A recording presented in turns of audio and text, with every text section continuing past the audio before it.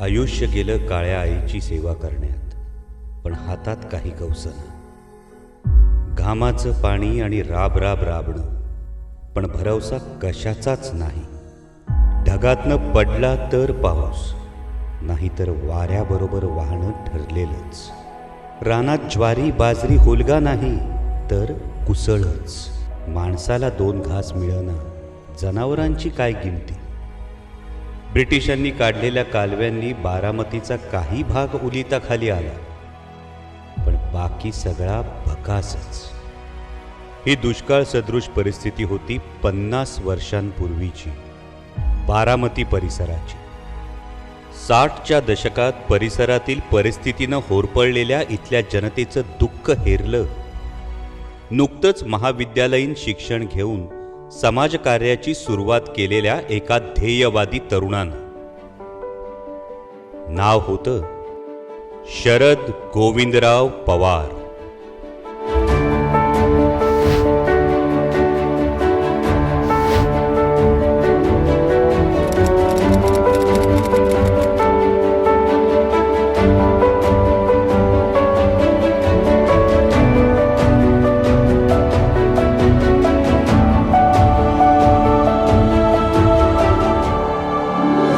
या दुःखावर कायमस्वरूपी उपाययोजना करण्यासाठी त्यांनी FAOच्या अधिकाऱ्यांची दिल्ली इथं भेट घेऊन त्या काळी चालू असणारं फूड फॉर हंगर या योजनेचं स्वरूप बदलून फूड फॉर वर्ल्ड अशी संकल्पना मांडली आणि याला FAOनं मान्यता दिली.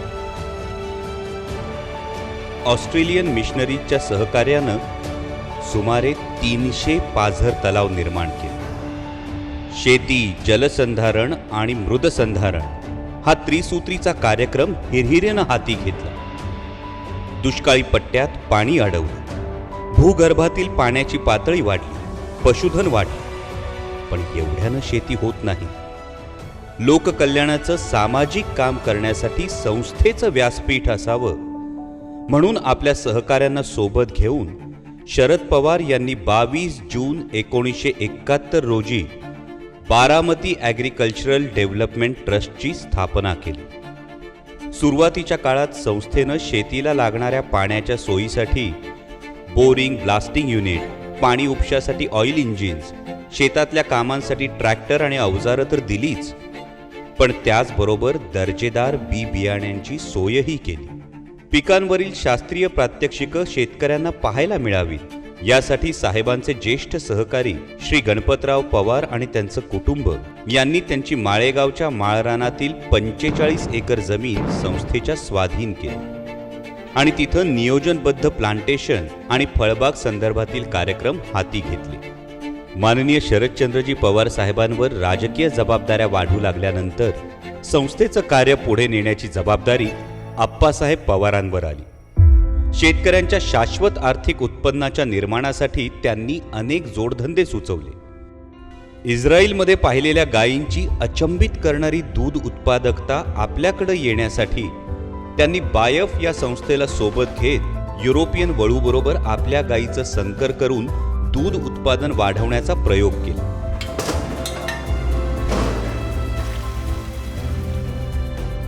शेतीपूरक व्यवसाय सक्षम करण्यासाठी कोंबडी पालन, देशी शेळी पालन तसेच घरबसल्या स्त्रीला उत्पन्न मिळावं म्हणून रेशीम उद्योग यासारख्या जोडधंद्यांचा मोठ्या प्रमाणावर प्रसार केला.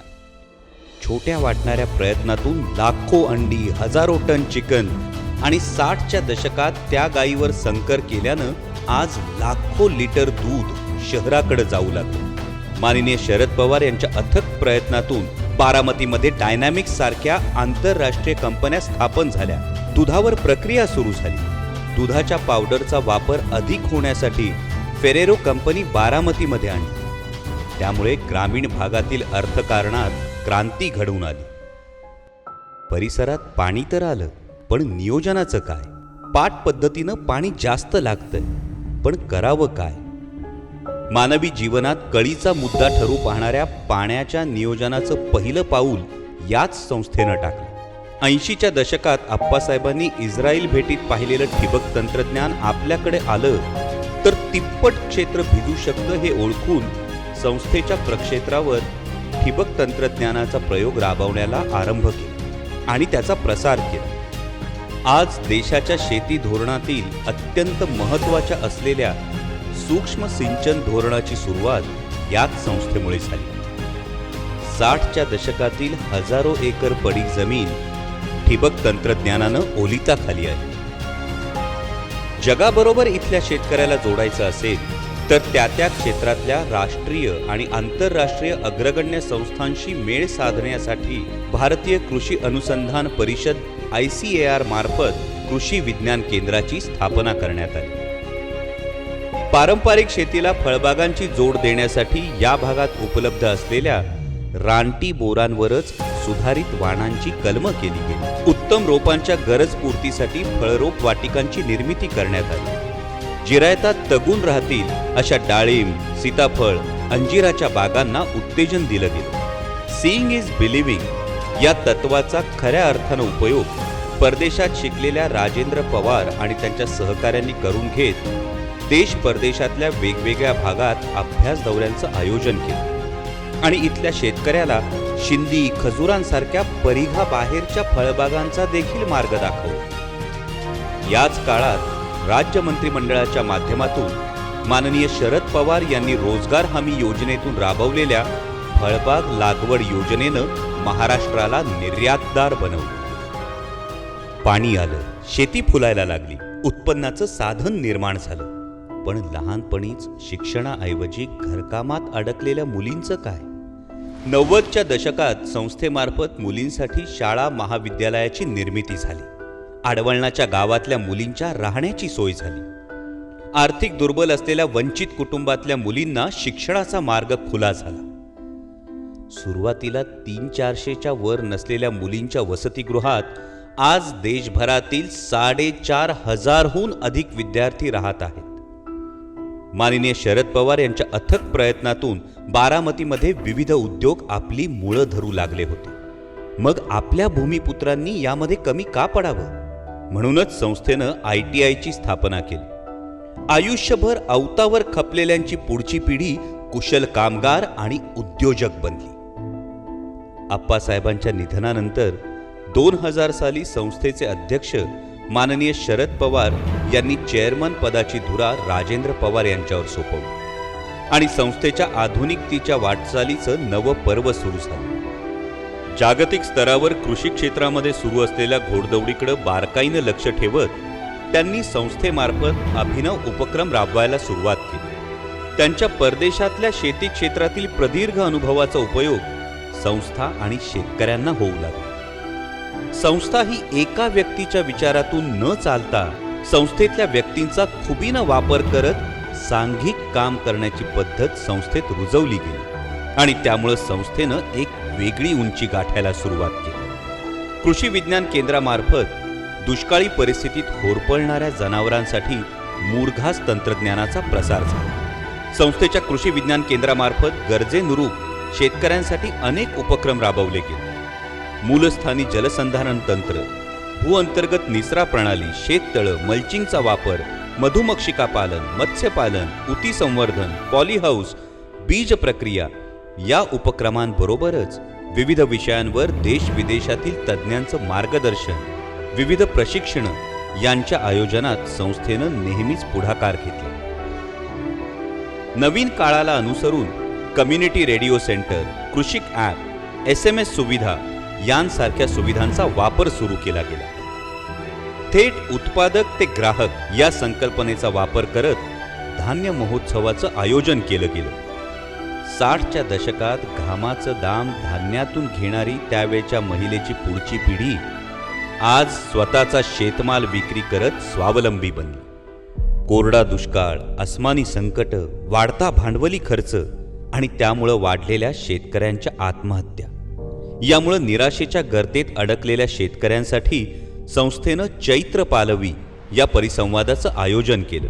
यामुळं हजारो उद्यमशील शेतकऱ्यांना नव्या वाटांचा ध्यास घ्यावासा वाटू लागला.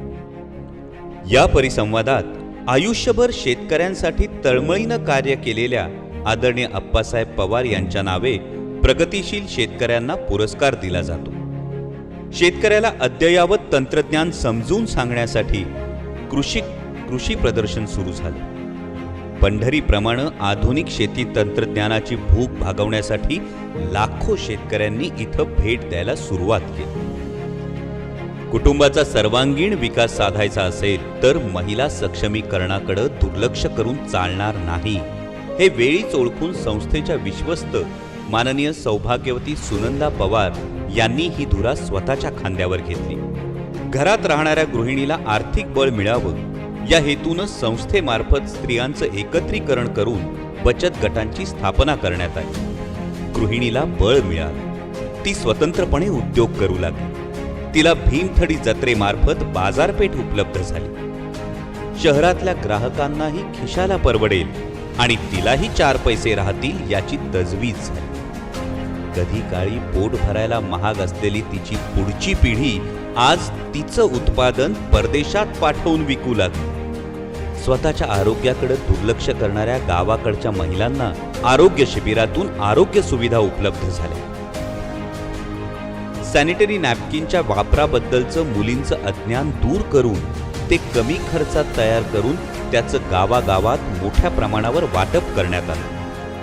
युवतींच्या सर्वांगीण विकासासाठी स्वयंसिद्धा, परिवर्तन व्याख्यानमाला, महाभोंडला, सृजन महोत्सव, मुलींना पोलीस भरतीपूर्व प्रशिक्षण असे अनेक उपक्रम सुरू केले. ट्रस्टनं पूर्वी हाती घेतलेलं जलसंवर्धनाचं कार्य पुढेही अविरतपणे चालू ठेवण्यासाठी सौ सुनंदा पवार यांनी लोकसहभाग आणि सेवाभावी संस्थेच्या मदतीनं मोठी चळवळ उभारली. शेतकऱ्याच्या पुढच्या पिढीला शास्त्रोक्त शेतीची ओळख व्हावी हा उद्देश ठेवून कृषी महाविद्यालयाची स्थापना झाली.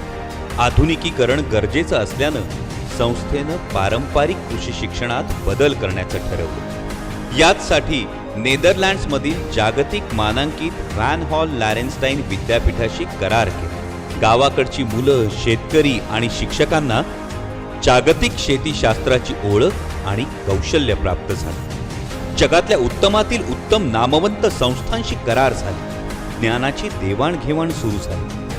आज संस्थेचे Asian institute of technology Bangkok, अर्थ विद्यापीठ कोस्टारिका, युनान विद्यापीठ चीन, यूसी डेव्हिस विद्यापीठ कॅलिफोर्निया यासारख्या जागतिक अग्रमानांकित विद्यापीठांशी शैक्षणिक करार झाले आहेत. राष्ट्रीय तसेच आंतरराष्ट्रीय पातळीवर संस्थेतील विद्यार्थ्यांनी उत्तुंग भरारी घ्यावी म्हणून संस्थेनं माननीय शारदाबाई पवार, माननीय शरदचंद्रजी पवार आणि माननीय आप्पासाहेब पवार यांच्या नावे शिष्यवृत्तीची नवीन योजना चालू केली.